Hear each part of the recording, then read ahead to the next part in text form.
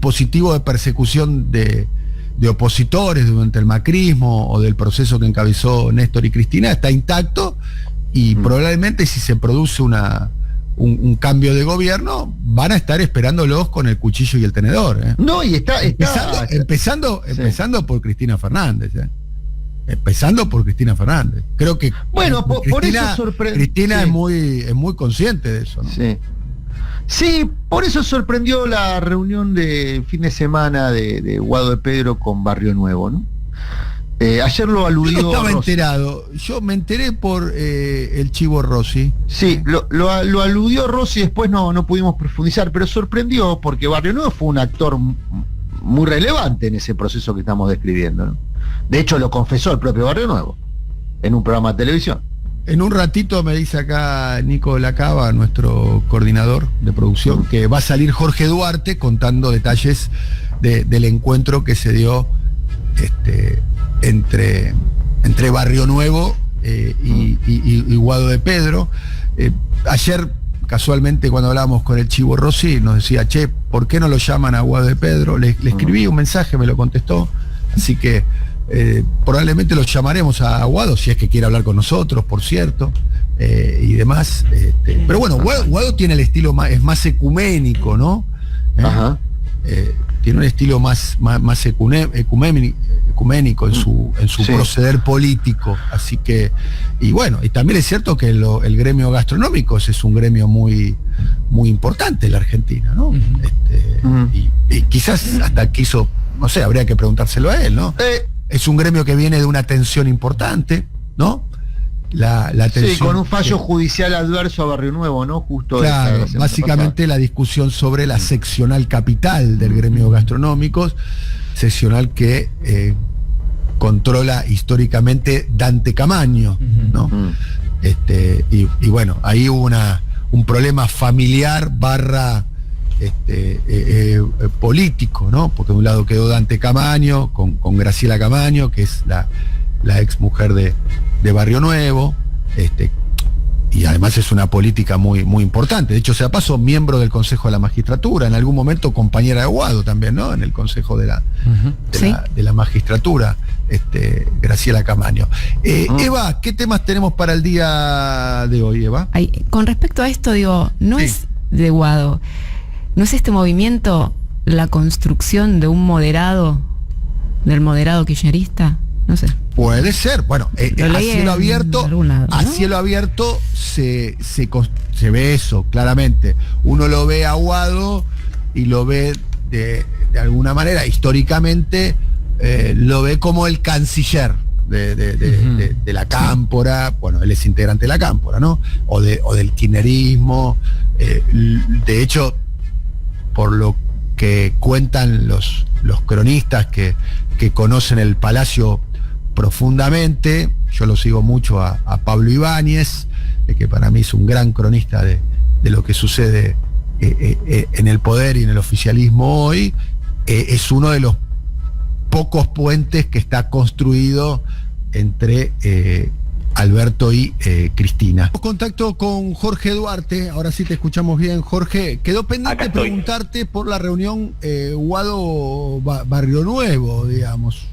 Mira, es una reunión que tiene bastante que ver con lo que venía diciendo Adri también. Esta semana Barrio Nuevo tuvo una reaparición pública importante. Por un lado, se mostró como la guardia pretoriana de Morón y Alberto Fernández. ¿Se acuerdan? En aquel Congreso de Sanidad en el que estaban Héctor Daer, Gerardo Martínez, José Luis Lingeri, Armando Cavalieri, Andrés Rodríguez. Fue el primer gesto de acercamiento hacia el gobierno de un tipo que suele ser muy crítico de las gestiones que tengan cualquier cosa que ver con el kirchnerismo. Después encaró el Congreso de Gastronómicos, en el que no dejó ingresar a Dante Camaño, que especialmente fue a hacer una definición política. La confrontación entre los dos es abierta, ya lo hemos hablado acá. Camaño se quedó con el control de la seccional capital, judicializado el asunto, y muy raramente Luis Barrio Nuevo perdió en los estrados judiciales, lo que es toda una señal, ¿no? Históricamente se habló de Barrio Nuevo como un todopoderoso en el mundo jurídico, siempre con su alianza con Cotino Siglia, bueno, perdió por ahora en 2 instancias la judicialización de esa elección, y después cerró el Congreso con Eduardo Guado de Pedro, foto de altísimo voltaje. Estuve averiguando un poco cómo viene la mano ahí. Me dicen que hay 2 cuestiones a seguir. Por un lado, la agenda más de gestión, y por otro lado, la agenda más política.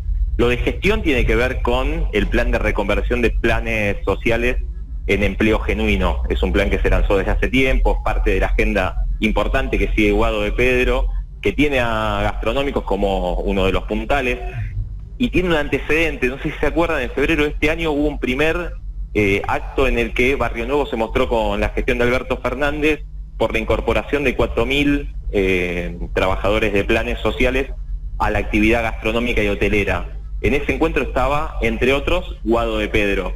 Parece que es uno de los articuladores con el gremio de esa cuestión de avanzar en la reconversión de los planes en empleo genuino. También me dicen que tiene una agenda silenciosa con varios de otros dirigentes sindicales que no suelen trascender las fotos, pero que tienen una agenda interesante con dirigentes del ámbito sindical, fundamentalmente girando en torno a esto.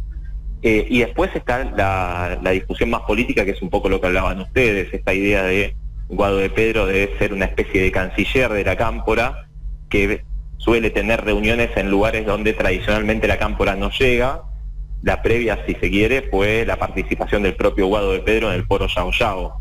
Pero en ese sentido, es un tipo que suele estar en los lugares donde la Cámpora más bien le cuesta poder hacer pie. Claro, no, también su gira como ministro por Israel, ¿no? Primero una gira previa por Europa y también una gira por Israel acompañado de varios gobernadores, ¿no? Van también en ese sentido, ¿no? De construir, si se quiere, el lado moderado del kirchnerismo o la Cámpora, ¿no? Exactamente, en esos 2 ejes hay que leerla. En la gestión más bien vinculada a la agenda de trabajo, pero fundamentalmente en la política, en su construcción de, bueno, canciller de la Cámpora para tratar de acercarse a lugares que son más bien lejanos. Ahora también me parece que desde otro punto puede ser leído como un gesto de debilidad de Barrio Nuevo, que en otro momento no se hubiese acercado a ningún dirigente cercano al gobierno, ni menos de la Cámpora. No, pero bueno, y además con elogios cruzados, ¿no?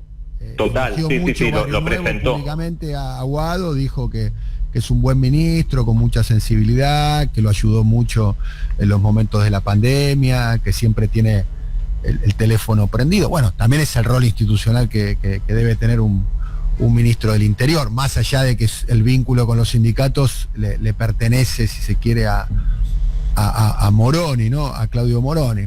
Mira, si querés también agregar es cierto otra que tiene que ver con Moroni estaba y Vélez. siendo un poco cuestionado en su liderazgo por Dante Camaño, ¿no? Sí, ojo con eso también. Cuando se presentó Camaño al Congreso y no lo dejaron ingresar, lanzó una especie de amenaza de construcción de su candidatura para dentro de 4 años. Todavía está judicializada la elección que se hizo en diciembre, pero ya se empieza a pensar en lo que puede ser un confrontamiento a nivel nacional entre Dante Camaño y Luis Barrio Nuevo. Sería explosivo, pero ya estaba amagando con quitarle primero el manejo de fondos de la seccional capital, que es la más importante en número de afiliados, en recursos, en armar una obra social propia para sacarle el control de la obra social a Barrio Nuevo y desgastarlo, y en confrontarlo en 4 años. Veremos si esto finalmente se termina concretando, pero sería una pelea y una disputa que pocos hubiésemos imaginado hace 1 o 2 años atrás. Bien. Escuchar a el Chino Navarro, ¿no? Es dirigente del movimiento social, el movimiento Evita, y es un funcionario importante de lo que es el albertismo. No pasaría por alto que recién hablamos con Gabriel Catopodis, que bueno, que cuando le preguntamos si existe el albertismo no lo respondió ni positivamente ni negativamente, la tiró un poco a la segunda bandeja. Dijo que nos achicaba el debate eso, Dani, dijo, claro, achica el debate. Por eso mismo, hasta donde yo sé un poco y se trasluce de lo que dijo recién Catopodis, está en el grupo que plantea la necesidad de un acuerdo. Sí. Plantea la necesidad de restituir el diálogo entre Alberto y Cristina, y yo insisto sobre el tema, y lo digo 1 vez, 1000 veces, me puedo equivocar, no soy el dueño de la verdad, no es un tema personal, es un tema profundamente político, no es personal. De hecho, Cristina estuvo sin hablar con Alberto durante, no sé, 8 años, 10 años, no sé la cantidad de años que estuvieron. 8 años, lo contaron los dos, 8 años. Bueno, 8 años sin hablar de ellos directamente y luego Cristina lo terminó eligiendo como compañero de fórmula, y no solo eso, sino que encabezando la fórmula. O sea, acá la cuestión personal está probada que es dejada de lado, por lo menos por Cristina. Vamos a escuchar al Chino Navarro. Es el audio.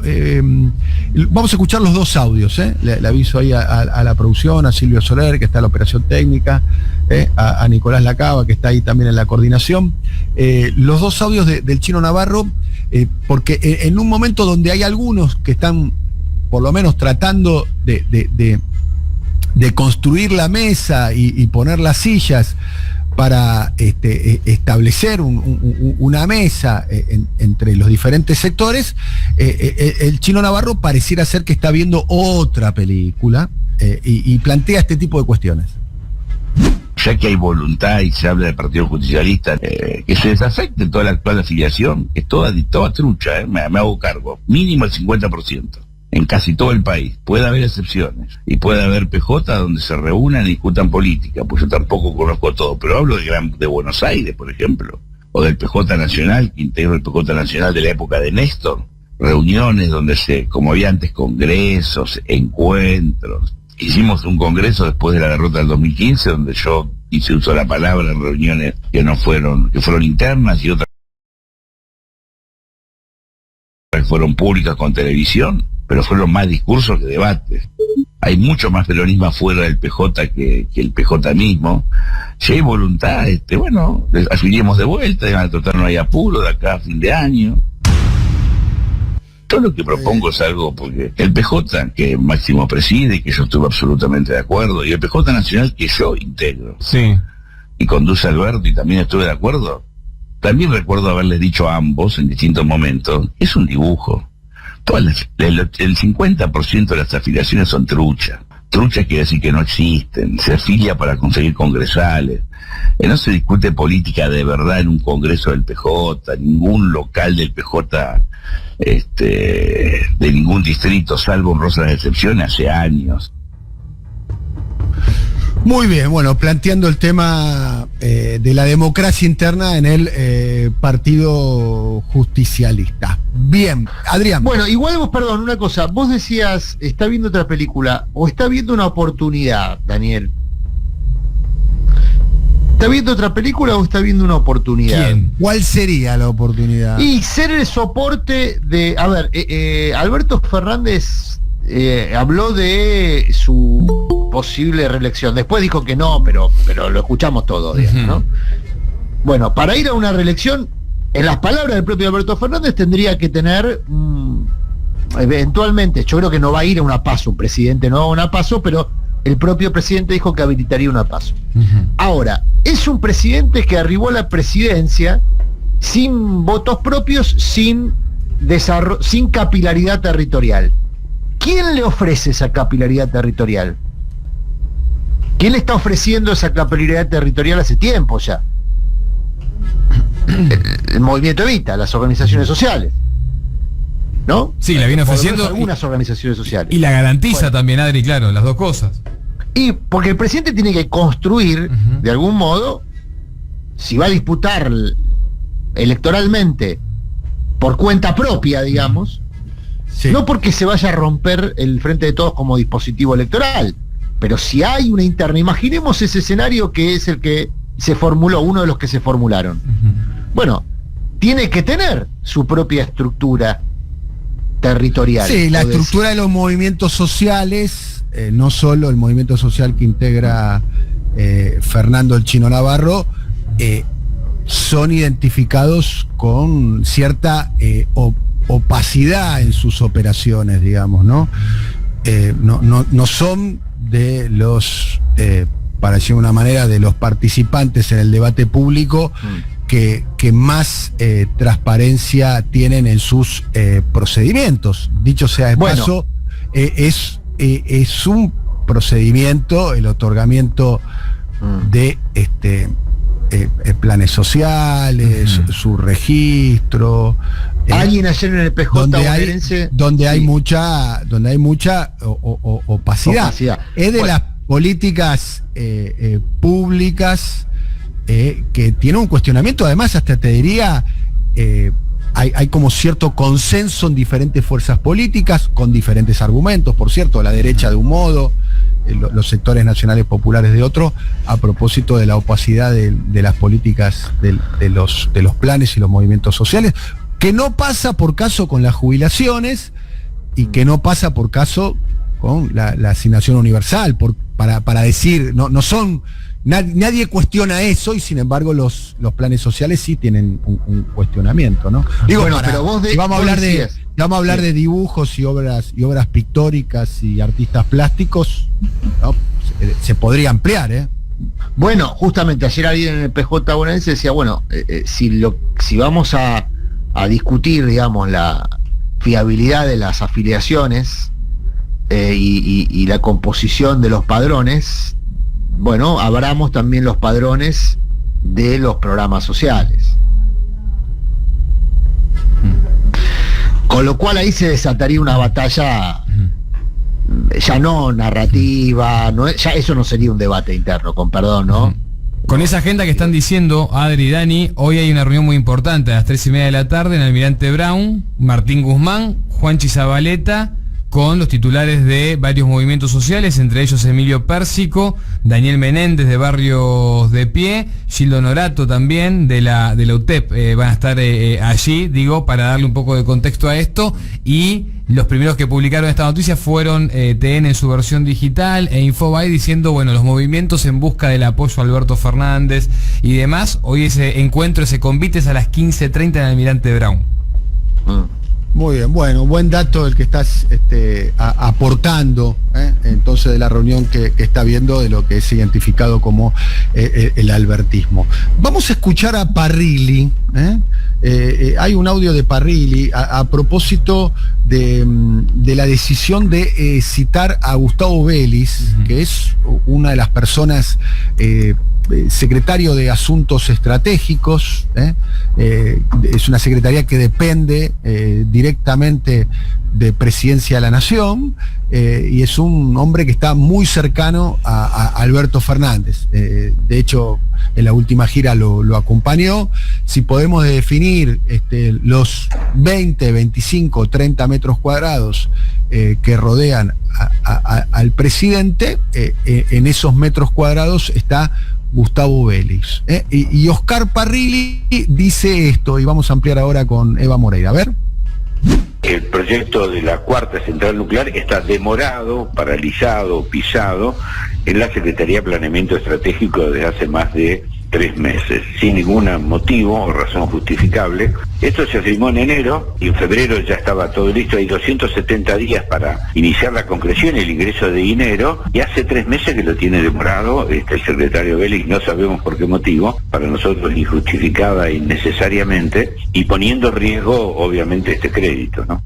Por eso lo hemos citado, para que concurra a dar explicaciones, porque sorpresivamente, hace poco menos de un mes, visitó la Argentina el departamento nuclear del Departamento de Estado de los Estados Unidos, Glenn, que fue recibido con bombos y platillos por algunos funcionarios del Ejecutivo, y estos funcionarios objetaron los acuerdos y el plan nuclear argentino, y además están interesados en paralizar el proyecto Karen, porque nosotros competimos con Estados Unidos en el desarrollo de tecnología de centrales nucleares pequeñas. Bien, Eva. Bueno, clarísimo, ahí Oscar Parrilli explicando por qué lo va a citar a Gustavo Vélez. Lo que hizo fue dirigirle una carta al presidente de la Comisión de Energía para pedirle que lo cite a Vélez.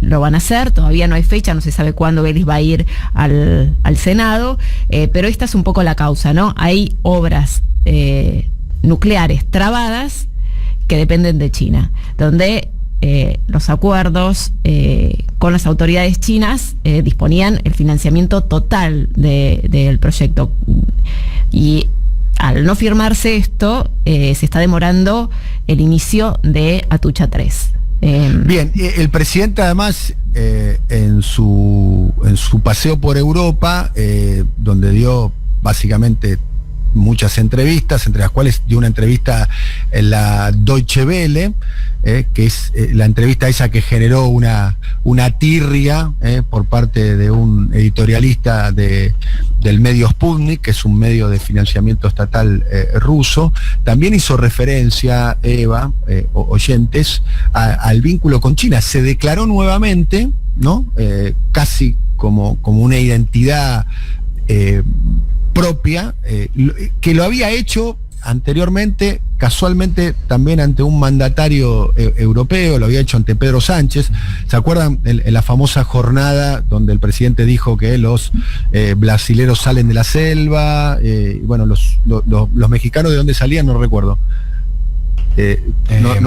Nosotros de los barcos, los brasileños de la selva y los mexicanos no, me parece que los que más habían quedado de nosotros. Bueno, podemos buscar el audio ese. La canción de Lito Nevia era, ¿no? Claro. Cuando ¿Cómo buscar la canción? Decís vos. Podemos, la canción, además lo interesante es que en aquel momento, para mí, si yo tengo que poner el ranking de testimonios fallidos del presidente Alberto Fernández, lo pongo sin duda alguna en el puesto número 1, los brasileros salieron de la selva y demás. Bueno, en ese mismo acto, que fue aquí en la Argentina, frente a la visita del presidente español Pedro Sánchez, él se declaró como europeísta, ¿no? Claramente, ¿no? Como que la Argentina tiene que mirar a Europa, ¿no? La idea de la nación blanca europea, basada sobre el concepto de que los argentinos bajamos los barcos, como si fuera que dentro de la identidad argentina no estaban los pueblos originarios, entre otros. Pero en la nota con la Deutsche Welle, que va un poco en relación a la información que trajo Eva de la cita a Gustavo Vélez para que vaya al Senado por parte de Parrilli, también dijo, le bajó el precio al vínculo con China, que China, te puede gustar o no te puede gustar, es el principal socio comercial de la Argentina, o el segundo. O sea, está 1-2 con Brasil. O sea, si hay dos vínculos que son, desde el punto de vista, además, dicho sea paso, si es lo que estás buscando son dólares, que casi es uno de los objetivos que tiene el plan económico de Guzmán y de Culfas y de Fernández, el socio comercial que tiene la Argentina es China. Y le bajó el vínculo, dijo, no, culturalmente nosotros tenemos que ver con Rusia, con Europa, y no con China. Un poco desplegando su postura de política exterior bien atlantista, o sea, bien una política exterior, la de Alberto Fernández, bien del siglo XX, digamos, no interpretando quizás todo lo que está sucediendo en los cambios que se están produciendo, incluso contemporáneos en el mundo, ¿no? Tanto es así que uno ve un poquito más de coherencia en Itamaraty, que es el palacio que maneja la diplomacia de Brasil, que en la Argentina, ¿no? La Argentina pasa de...